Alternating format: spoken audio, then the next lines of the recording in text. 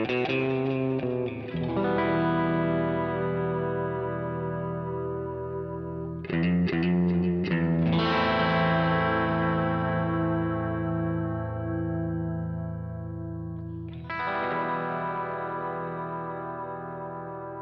listening to Mark of the Maker.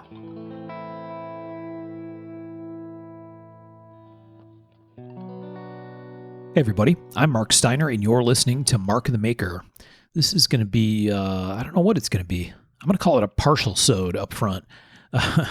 So maybe not a full episode, probably bigger than a mini. I don't know. We'll see how it comes out. We're going to talk about a show that recently happened that sounded like a darn good time. We'll get to that in just a second. We have two guys here with me, Mr. Michael Birch. I am here.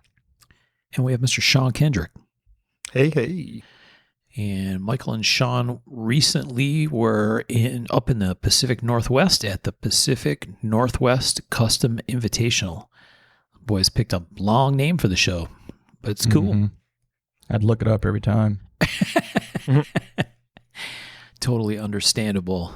So before we dive into that, we're going to talk about the show, a bunch of kind of what we know about how it came to be and what the plan is and how it was, all that kind of stuff.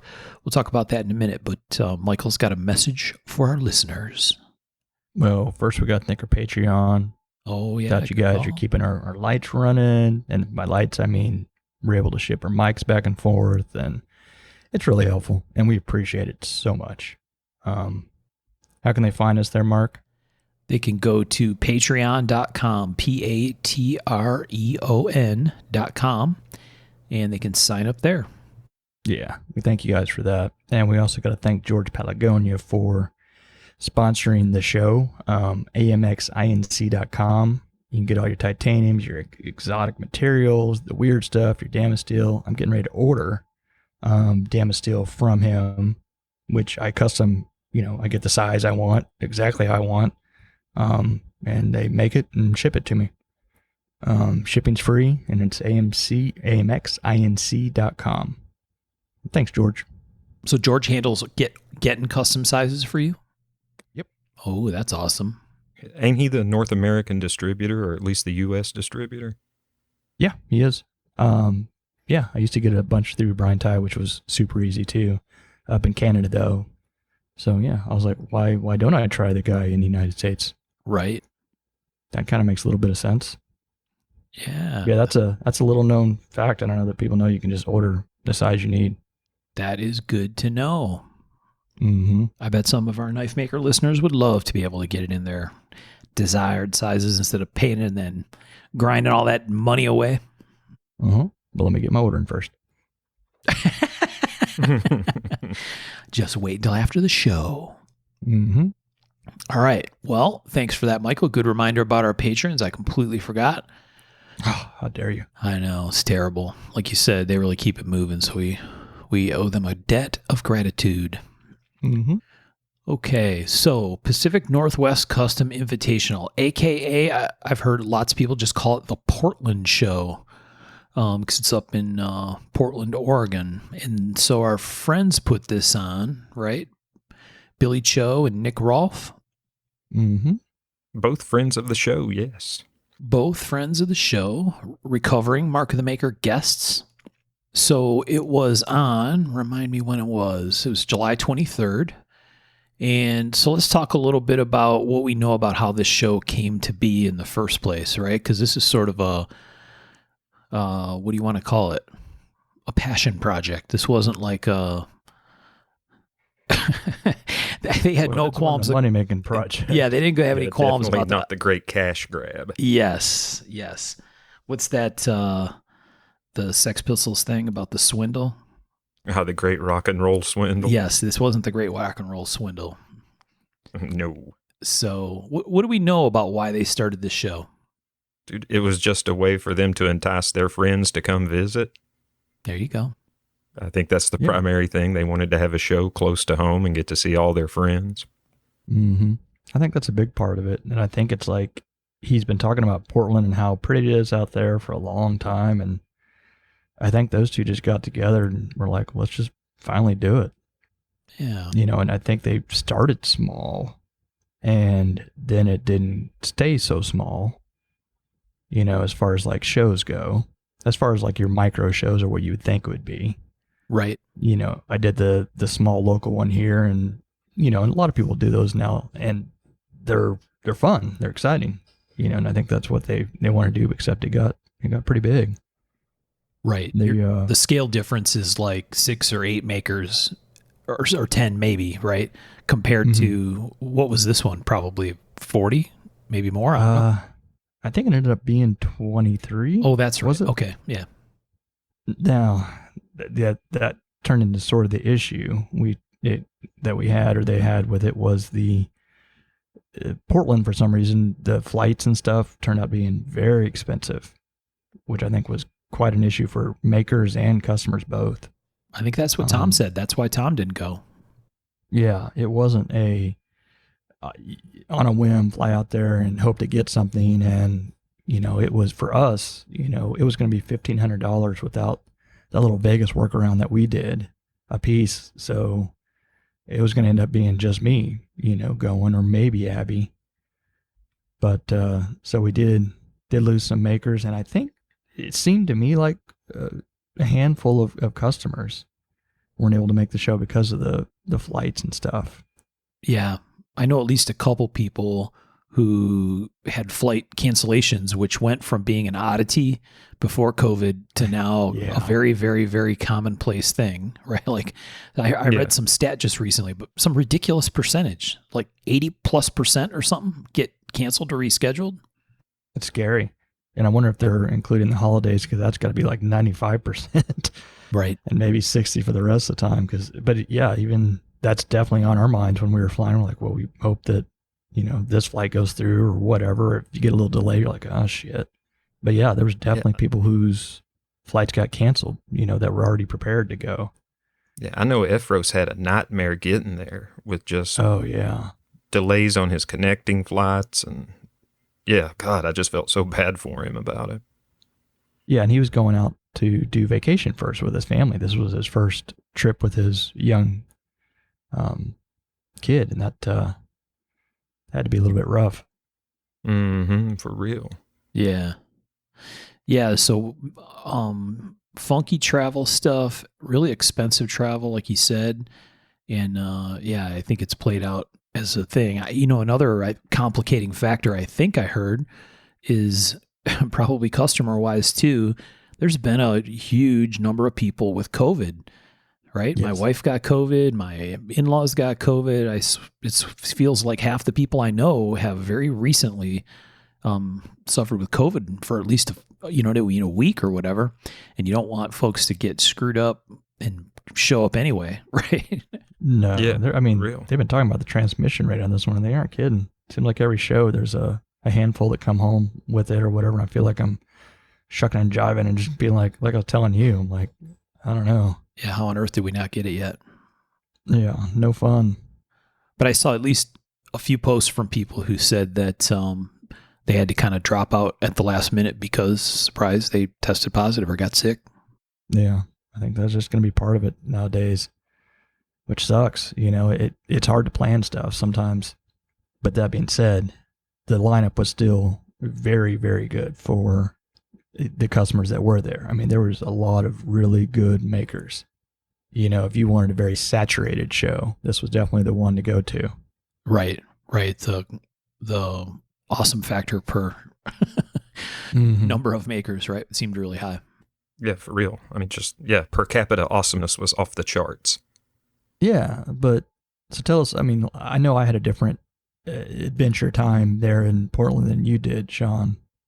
Oh, I had a great time, man. I like the Pacific Northwest. It really agreed with me. Yeah, it was interesting. I'd never been before. I guess I'd been when I was a kid. My mom told me, but I don't remember that at all. But I'd never been to Portland. It was definitely interesting for a dude from Ozark. Portland proper. Yeah. It was. There's definitely a lot of homeless and stuff like that, but it's a very cool town, that's for sure. But we went more as a vacation, so we, and I was interested. When I got into Portland, I was like, this doesn't look like, what I thought it would look like, big trees and whatever, but we drove about an hour out, hour and a half out to Silver Falls and Salt Lake. Did like a 9-mile hike, like the first day in or something. No, we did the zoo, which was fantastic. Then the Silver Falls, like the next day, and saw like 15 badass waterfalls, which oddly enough, and I don't know how this happened, I watched The Hunted on the way home from this trip. It was in Prime. I hadn't watched it in a while. A bunch of those waterfalls were in that. And I was like, holy shit. Oh, wow. Yeah. I was like, well, that's an odd coincidence. On the way to dinner Sunday night, we drove by the falls where they filmed the final fight scene. Yeah. Are you talking about in Portland, or where the little whatever where he's hiding behind? Or you talking about the actual rocks that are falling down in the little station? The station, him and Tommy Lee Jones are doing that final fight where Benicio buys it. Awesome. Yeah, Billy was sure to point that out. Point of pride for him. You got to, but I didn't really have any idea. The food, there's almost too many things to choose. Oh, for real? We went to a food cart, because we stayed in Beaverton, which is kind of more of a suburby area, because that's, we just asked Billy, where should we stay with the family? And that's where he told us to go. So, but there's still like this food cart place, like 5 minutes from us, or 10 minutes from us, that had like 30 or something food carts. Food trucks? Yeah, that's cool. Yeah, food trucks, not carts. Sorry about that. But yeah, very interesting. They had like a human area. They called that grass in the middle, and a dog area off to the side. I accidentally ate vegan chicken sandwich. Not sure how I fell for that. And when it was called a Sando, I should have known there was something up. You got taken. Yeah, 30 choices, and I chose the wrong one. Yeah. Nothing wrong if you're into that, but it's not what I was after. Nice. That being said, it wasn't that bad. I was going to say, a delicious shawarma plate. Oh, shawarma bomb. That. Fucking A right. They had a lot of Louisiana stuff, and I almost got a shrimp boil, but we were hitting the falls the next day, and I'm like, nah, I ain't gambling. Cajun food in Portland, that'd be a trip. Yeah. So yeah, it was a kind of a crazy place to explore. I mean, there was a lot to see, a lot of, you saw a lot of people go up to Astoria and go check out the Goonie stuff. And we did that too on the backside of the show, which it was crazy. It was 105 here in Missouri. It was supposed to be like 97 and, pretty hot some of the days there. And we went to Astoria, that beach, and it was like 55 in the morning. Yeah. It was just wild. Yeah, I saw a bunch of people with pictures with their jackets on and stuff at the beach. Mm-hmm. And you ain't getting in that water. There's people that were like getting their feet in, but that was about it. Yeah, we hit all that stuff. Couldn't help it. That's how we vacation. Yeah, Amy and I really wanted to go. There's lots, like you said, lots of awesome stuff to do out that way. Just got to get out of Dodge a little bit, and boom, lots to see and do. Even in Portland, we got to see Powell Books. Walked around Caesar and Franny some, and just stopped. There's like a ton of breweries where you can just go in and have a beer and walk around some more, and it's a pretty interesting place for sure. Yeah, one of my favorite parts was on the flight in, just getting to see Mount Hood from the air. Man, it's just gorgeous. So cool. It is fucking huge and majestic, and I generally don't take pictures from the airplane, but I got a couple snaps of that, and thankfully they turned out good because I was duly impressed. My boy took about 20, and we headed towards Mount Hood one day. We're like, we're just going to get as far as we can, and by God, we found some more waterfalls out that way. Yep. We went and shot at the base of Mount Hood on Monday. Ah, nice. Mm-hmm. We found a beach out there that had a World War II ship, like one of the only shellings that was done on a ship. So it's got like the skeleton of it, just kind of on the beach. And once again, it was, you walk over this sand berm and it dropped 20 degrees on the beach. Right. It was wild. We have a lot of those big giant sand dunes here in Michigan with the Great Lakes over on the west side of the state. Along the shore, the sand dunes are crazy. Mm-hmm. Lots of Subarus. You get issued one when you move there. Right. And that Portland traffic, if you can either, something 10 miles away can take you an hour or it could take you 4 hours. You don't know. Yeah. It's a guess. Well, it sounds like a great base for a show, right? Like you said, lots to do, and most of our friends are not shy about getting out and doing lots of different stuff, right? Whether it's food or outside or plenty of Portland proper things to do as well. Just different, and different is fun, for a lot of us. I mean, on the food note, it's almost like an embarrassment of riches as far as that goes. Yeah. I think I ate cuisine from almost every continent while I was there. Yeah, the eating definitely got a little expensive while we were out there, but we were out there a week or so. I don't know how long we were out there. It was a while. But it was, 4 of us. Awesome. Yeah. So do you guys want to talk about the venue itself? Yeah. It was a cool spot. Super pretty cool. Great vibe. Why don't you explain what it was? Man, it is, what would you call the structure? Basically a warehouse for, lack of a better term, but basically made for taking apart and putting together ships.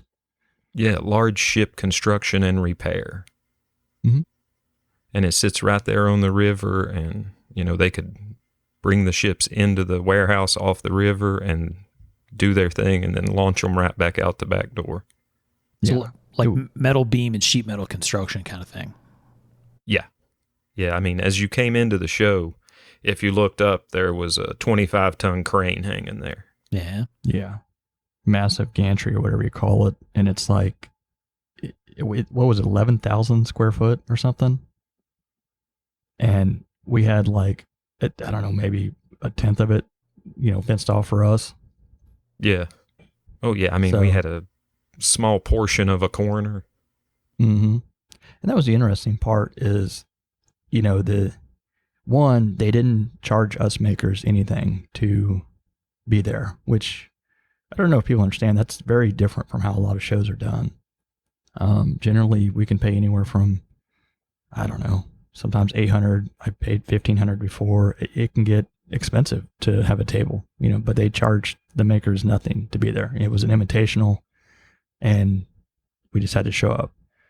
And that being said, they had a lot of headache for not charging us to do this because they rented the place, the venue itself, but in my head, I thought that meant, it came with all the stuff, I thought it was going to be very Portlandified, where they would be like, here it is, it's ready to go, and you do it, but they had to end up getting security, insurance, tables, chairs to put up and put down.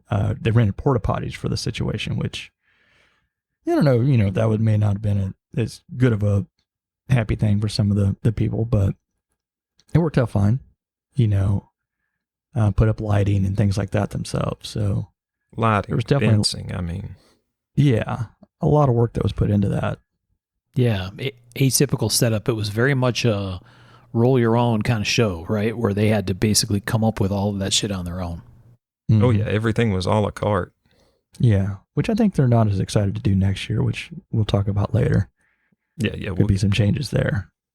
Well, it's a cool venue. It looked like what they had was basically fencing kind of containing to that center aisle of the building, and then just a little ways in, right? Almost like a U shape. Is that the right way to describe the layout? Pretty much. And it was pretty good till the sun started going down, and it shot right inside that hole. And for about 45 minutes, it was getting us pretty good. Yeah. But it was, there was people, it was a good venue. It was interesting. I think it was different. The lighting could have been, I don't know what you could do in a situation like that. It's kind of like it always kind of comes from the back, which is kind of strange sometimes. But I don't know what else you could have done, truthfully. Right, in that spot. Yeah, I think that's sort of the issue that a lot of promoters have come up with trying to do these different venues that are, more fun and exciting, is the lighting is always an issue. Right. One of the Nashville TKIs was that way, right? Really Great. super nice venue, great for a show, and awful lighting. Yep. which is hard when you it's like bring your A game show. And it's hard to see the knives. It ends up being a problem. Yeah. Now, the interesting thing to me, as far as like how the show started, was there was people lining up. I didn't think that was going to be a thing, but they had, I think quite a few people did first come, first serve.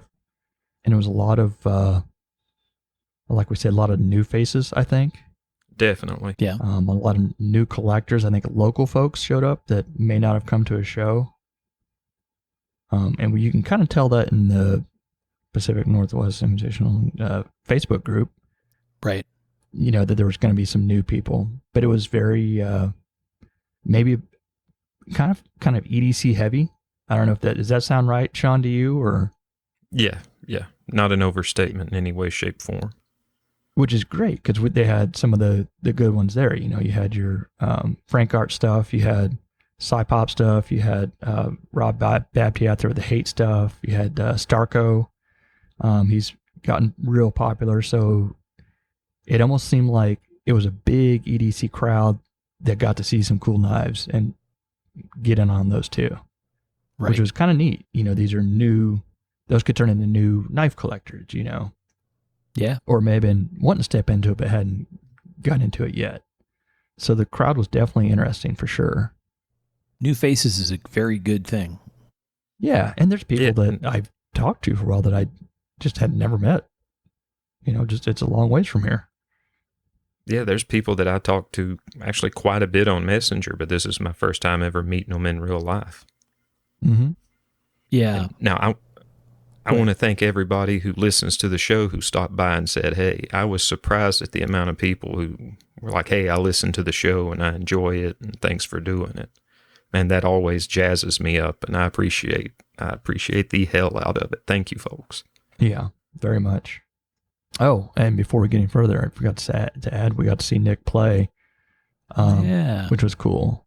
The night before the show. I did not get to do that. I wish I had, though. I regret missing it, but I had no other option. It was pretty cool. I'd imagine. Little outdoor venue, and it was just nice and cool out there. Nothing, it was good. So for people who haven't put the dots together or whatever, Michael's talking about Nick Rolfe, who is a friend of ours, one of the guys that put the show on, he and Billy Cho. And Nick, if you haven't listened to it, you can hear Nick's story and more about him as a musician and kind of what he does in an episode we did with him, a long ass time ago now. But Nick's a musician, plays the piano, keys of various kinds, I know, but piano's kind of his thing. Yeah, he was playing nearby, so that's what Michael's referring to. Yeah, I've never gotten to hear him play before, and it was great to hear. Yeah, really fun. Mm-hmm.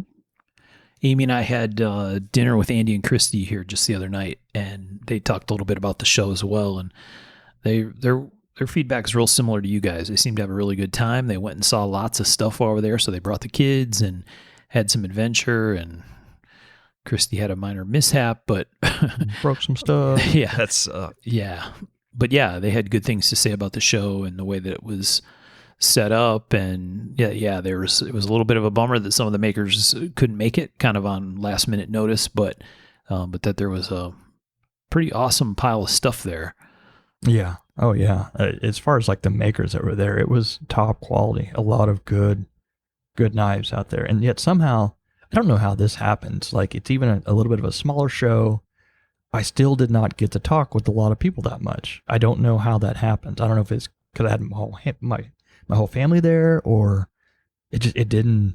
I don't know. I just didn't get to spend a ton of time with people, which that's a big part of these shows is like when you get to actually spend time with seeing some maker friends and stuff like that. I got to see Rossi for like a second, and it part of that, I don't know where it goes away, where the time goes so fast.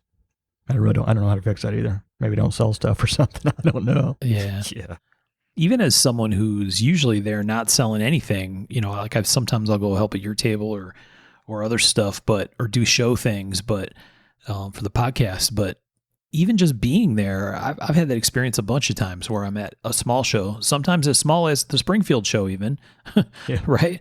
Where there's probably, 40 people there tops, maybe less than that. And it's like, this person was there, I waved hello across the room, and I never got a chance to talk to him. And how is that possible? Yeah. So I really don't know. Not surprising, but yeah, it seems to happen. Nice part is, right, you get to see some people, and the folks you do get to see, there's an opportunity to actually chat. I really like that part. Yes. Yeah, when you do get to talk to someone, you get to talk for a bit. And it was, I don't know, I was proud of everybody. They left it up to the makers to decide how they want to sell stuff, which I know a lot of makers appreciate. I kind of want a little bit more, structure. I like kind of knowing a little bit more about how stuff's going to go down. But all the collectors, it seemed like a lot of first come first serve, which I was kind of like, oh boy, this could get weird. But everyone was fantastic. There was no running or weirdness. It was just kind of like they walked in, good fast walk. But I mean, they walked in. The customers were fantastic for the show. Seemed to me, everyone was super nice to my kids, which I greatly appreciated. I mean, I don't know if people can know how much I appreciate that, how kind and generous they were to my kids, being there, because they wanted to see kind of a fun show, and they got to see one. Right. Oh, yeah, shining example, for real. Yeah. I mean, the customers were just fantastic. They had some giveaway stuff, like CRKT had given those wooden kind of put together knives. You got to sand them down, pin them together and stuff like that. And Billy had handed some to my kids. And I think it was Harper had made one, and it was just sitting there, and someone was like, what's that sell for? And I thought the guy was kidding, him and his wife. I was like, they just made that. And then he asked, like, no, it's Cullen. I was like, well, probably 5,000. I was just kidding with him. Like, no, for real. And Cullen's like, well, I put like 10 minutes in it, so that's $10 sound. And I was like, here you go. So, wow. Yeah. So then they kind of picked up a couple more, and I think they came home with like $50, together. That's fun. So that was really kind of people to do that. Yeah, super sweet. And when I was talking to Andy and Christy, they said, right, that there were a couple of entry times, right? So let's talk about how the show functioned. There wasn't a published layout, because you guys were kind of left to your own devices to figure out where you're going to set up, right? Mm-hmm. Yeah. So it was kind of first come, first serve, get in where you fit in. Yeah. So the makers were kind of in whatever spots in the venue. And then I think there was basically like a VIP. Maybe that's not the what Billy called it, but there was like a early in and then kind of a regular in kind of time frame, right? So 2 different entry windows. Yeah. I think he called it VIP, didn't he, Sean? Yeah, pretty sure so. Okay. So it sounded like, at least from watching the thread, Michael, that you started kind of trying to self-organize a little on lottery times and open bid times and all that stuff, just so people didn't get caught between a bunch of makers. It seemed like I saw people in there talking about how if they had first come, first serve, they were going to have stuff that was for the early group and then stuff for the main group. Mm-hmm. Did you guys do that kind of stuff? Oh, no. Not Okay. My anxiety does not allow me to do first come, first serve. Well, not first come, first serve, but did you have your lottery split where you did some during VIP and some later? Yes, I did actually do one. I did a lottery piece for VIP. Gotcha. Just because, I don't know. A lot of people don't like, why not? I was like, why not do it? I'm like, I don't know. I guess I will. Right. But I don't know if I could tell that much of a difference between VIP and regular. It didn't seem like there was a lot of people that didn't have VIP, I guess. Yeah. Kind of seemed like everyone kind of came in. There was a pretty big influx when 4:00 hit and the regular pass holders got to come in. Where I was right there at the entrance, I really noticed it. Okay. Yeah, I was kind of stuck a little bit further back. That's good. Yeah, I mean, I was watching them stream through the gate. There was quite a few folks. I should have asked what the total was that showed. Yeah, that'd be interesting to know. I didn't know. Man, I think it was somewhere around 350. Okay. That actually showed or bought tickets? Now that I don't know. Yeah, I don't know. I know there was, the ticket sales were pretty good. Oh yeah. But yeah, I don't know what's that. Ticket sales were brisk. Yeah, but yeah, I wonder what it was. If I'm guessing, I'm saying 200, 250 maybe. But that's purely just to feel the room. Who knows? Yeah. Give me just a second. Actually, Billy's online, and I'll ask him. Yeah. Ask if he wants that to be public. But yeah, it was... Too late. But yeah, everyone was... They were good. They were, it's nice when you see customers that are like, they know how to do a show. Right. And I was kind of worried about that with as many kind of new new names I was seeing in the group about how that would go. Right. Yeah. It was funny when I talked to Andy about it. He said, "Oh yeah, there weren't assigned tables or anything, so people, like there wasn't nobody had like a specific spot to beeline to unless they could see you, right?" But and Andy was kind of used to do all these crazy different ways to sell his stuff, right? Like all kinds of very creative things once upon a time.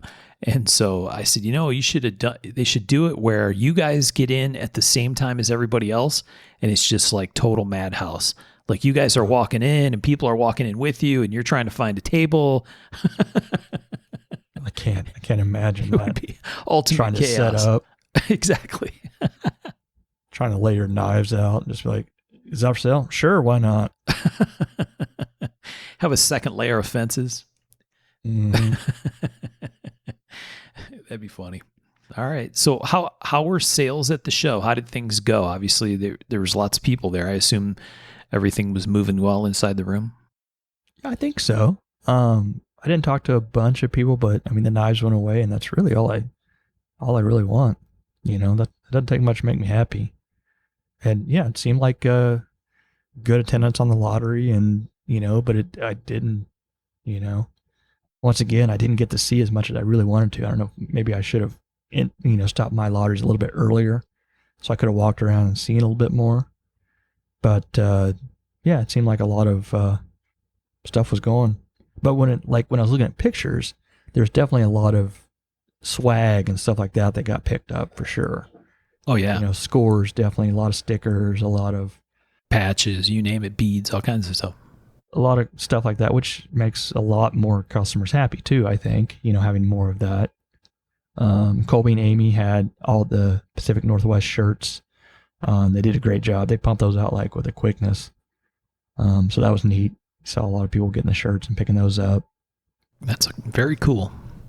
Yeah. Billy just got back to me. They had about 400 attendees, give or take. Wow. Really? Yep. There you go. That's a bunch of people, man. Yeah, no kidding. Well, good for them. Well, it sounds like it was a fine time. So Birch Kids made a buck or two slinging wooden knives. That's nice. Yeah. Then I looked at a picture later and it was like I think it was Harper's or something. She had put her name and then it was like buy Birch Tree Blades. And I was like, hold on a minute. That's one of those collaborations you weren't exactly informed about in advance. Yeah, I just got an update from Billy Cho. He says to remember on the pod to say that people came because I was very attractive and Nick was only so looking.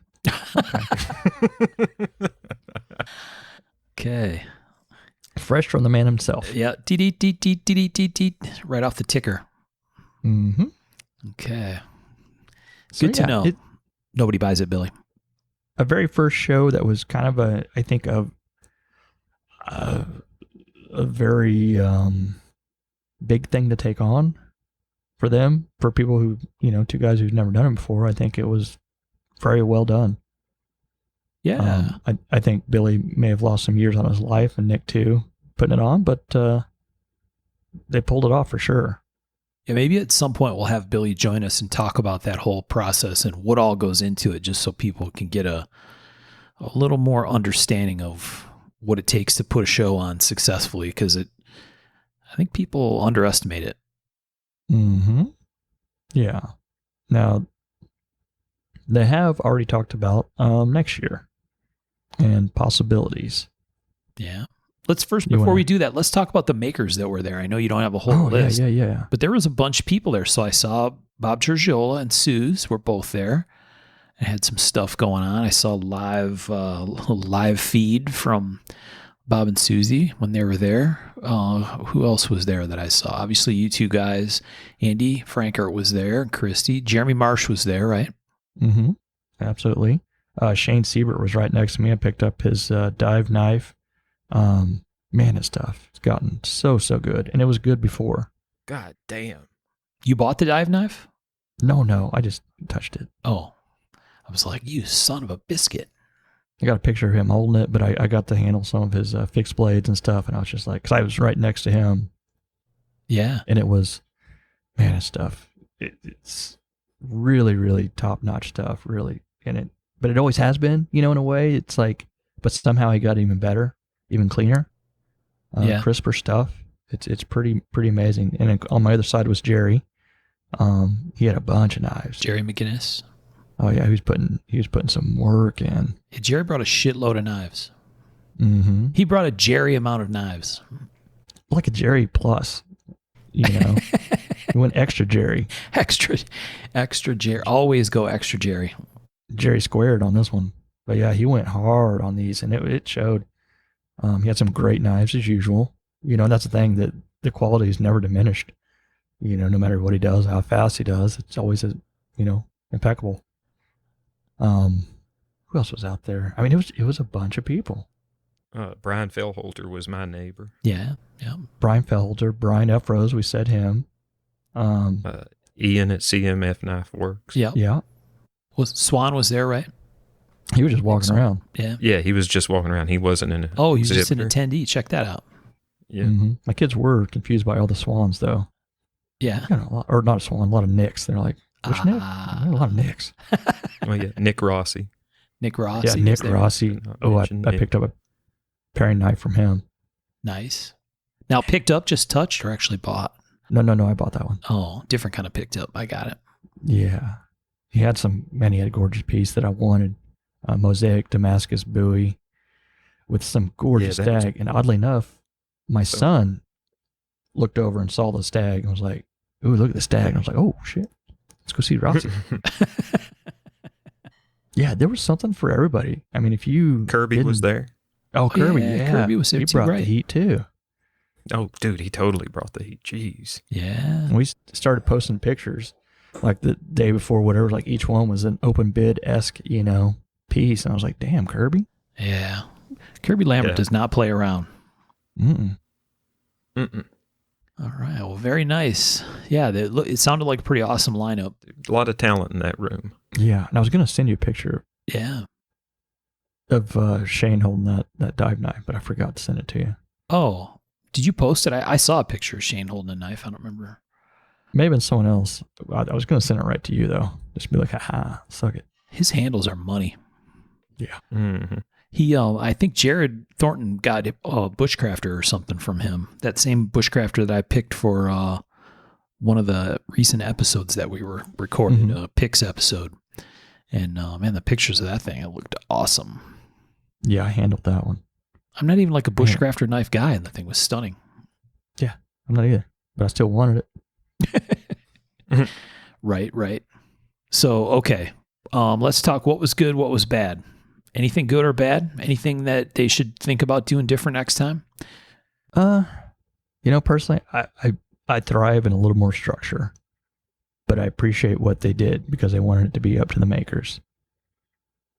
That's what they wanted to do, so everyone got to do it their own way. And it was also kind of exhilarating, like, hey, if you want to sell, 5 minutes in the show and walk around, I don't give a shit. Do that. But you're like, well, sounds kind of interesting. Yeah. So Birch would like structure. Sean, what about you? I enjoyed the lack of structure. Yin and yang. I was done working an hour after the general admission came in. Nice. If there had been no general admission, I would have been done working an hour after the doors opened. That's the Sean Kendrick modus operandi. Get the shit done. I put in the long hours before I got there. I didn't come to fuck around. There you go. Yeah. Yeah, there's always that weird thing of like trying to hold out as long So, I mean, more people can hold them or handle them, but then it's also like, that's more chances for something to get fucked up. And, there's always that weird. True story. There you go. But yeah, that being said, with little structure, the customers did very well with it, which I was very pleased with. Right. Lots of ways for that to go wrong. Mm-hmm. Mm-hmm. Yeah. All right. Any other stuff that you'd like to see them tweak or do different? Lighting, I think, was one, right? Might be nice with a little more light, which just sounds like we're going to talk about that in a minute. But yeah, I think that's just part of having a funky kind of more fun spot. It's just, right. It's just part of it. Yeah. Now if you can lower some of those flights, that'd be cool too, the price. Subsidized air travel. Got it. Mm-hmm. Mm-hmm. No, and no, it was done well, and I'm proud of them. I'm proud of how well they pulled this off. Yeah, very. Yeah, good for them.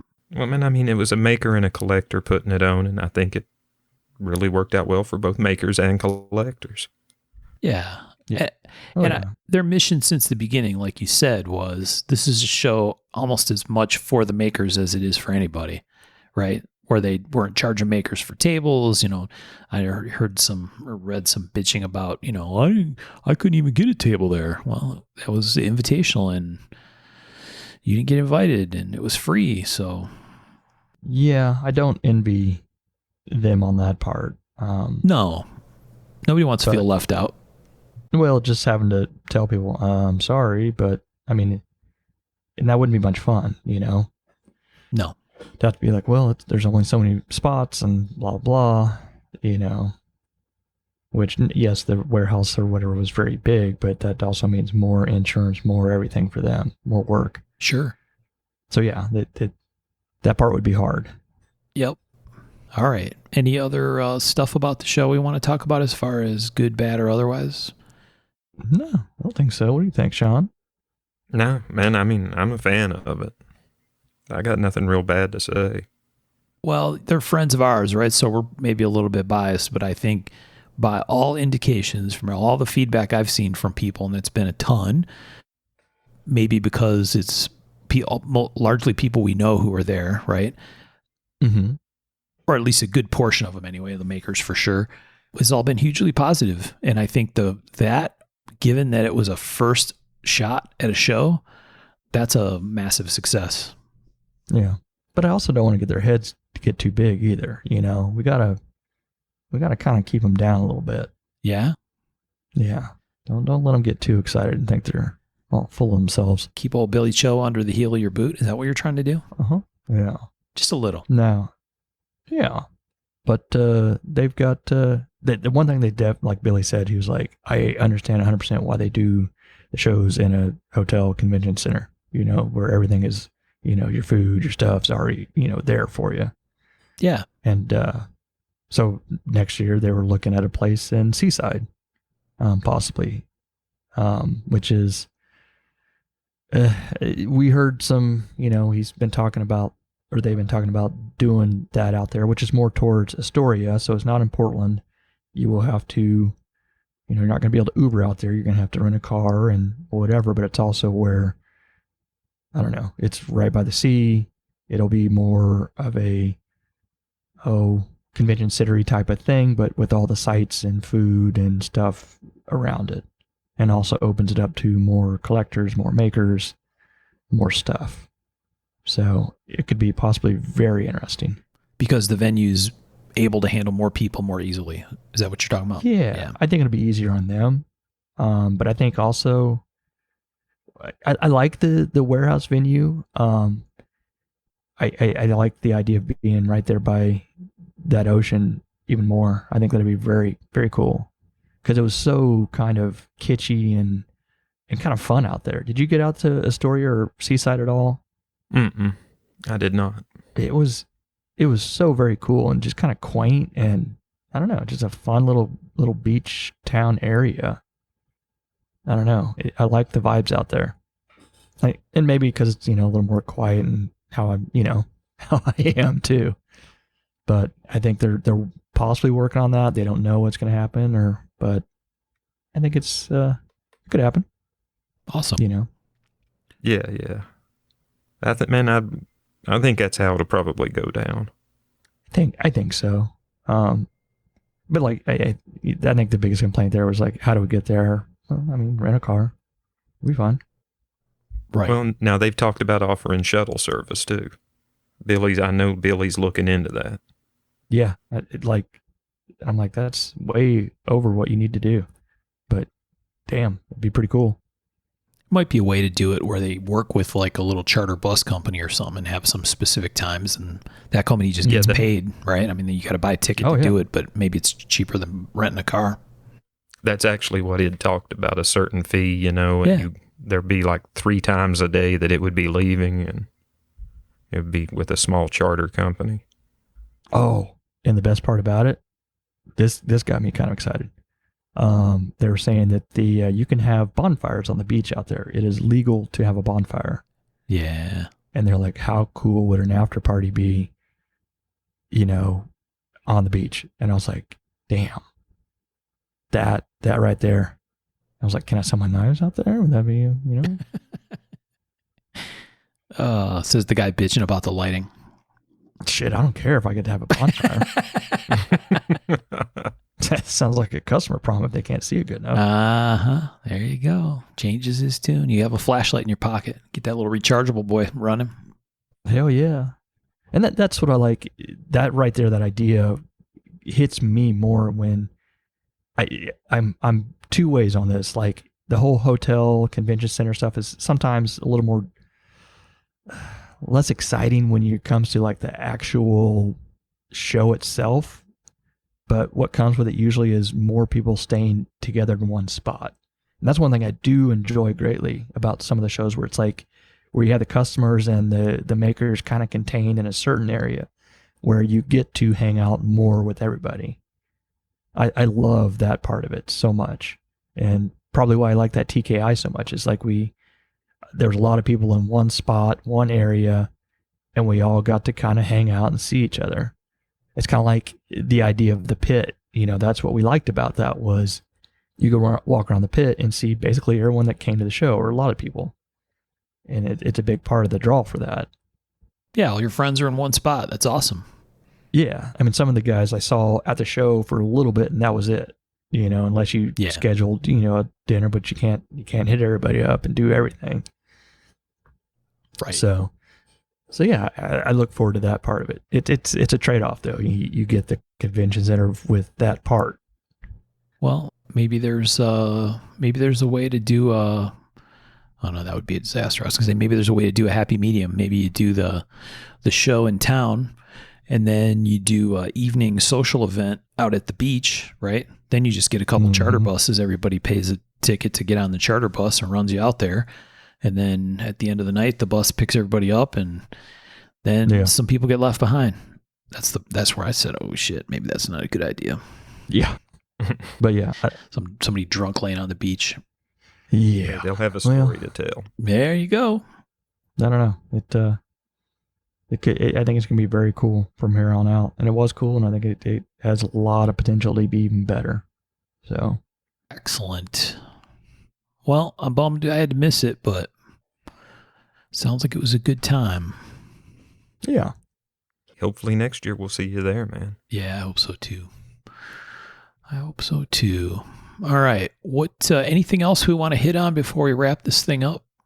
I don't think so. I think we did a pretty good coverage. Yeah. Not that I can think of. Okay. Any non-Pacific Northwest custom invitational stuff that we need to hit? We got a couple cool episodes coming up for people. A couple of interesting interviews. We got a little fun show in there. We got good shows coming up for you guys. I think people will really enjoy it. We got a grab bag of fun and serious and exciting. Fun, serious, and exciting, all in one. It's a cornucopia. I was going to use that word, Sean, but I left it for you. I knew you were coming. You set me up. I did. We got a whale on the line for our 100th. We got to see if we can reel him in. Whew. I hope we can. So we got to work on that. We got a couple of big hitters coming, man. It's going to be really, really fun. People are going to really enjoy what we have in the hopper. Yeah, we got some whales in my mind that I know are coming. Exactly. And then a couple great white whales. So, okay. I think that's it. Thanks again to George from American Metal Exchange, AMXINC.com, and to our friends on Patreon. Thanks again for sticking with us and supporting the show. It's really, really cool. I think that's it. Thanks, everybody, for listening. We'll talk to you next time. Thanks, folks. Thanks, all.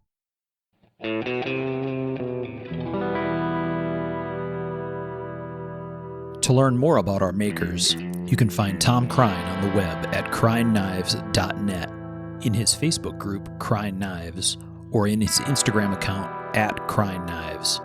For Michael Birch, check birchtreeblades.com, Facebook group Birch Tree Blade Works, or Michael's Instagram at birchtreeblades.